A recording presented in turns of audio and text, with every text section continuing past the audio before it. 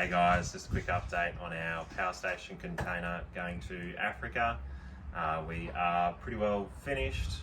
It's all commissioned, it's all running, been going for about a week now. All our equipment's in. As you can see, lights are on. We are making power. It's all running off our batteries and our inverters. So let's just have a quick look. So have our main switchboard, again. Fronius inverters. So thank you Fronius for supporting us with your inverters.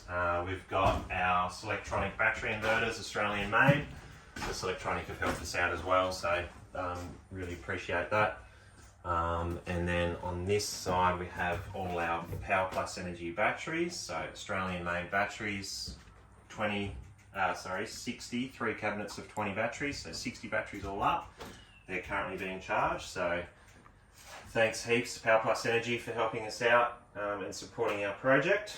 The other people to thank, Custom Cuts Tasmania for all the little labels on every piece of equipment that's in here.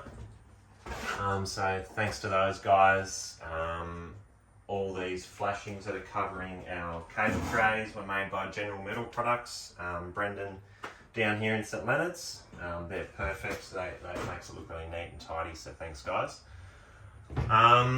Tasmanian Shipping Containers have helped us out with the container, and Middy's Launceston have also helped us out with some of the cable and electrical accessories. So thanks everyone who supported us. Thanks everyone for their donations. Yeah, it's really appreciate everyone's help.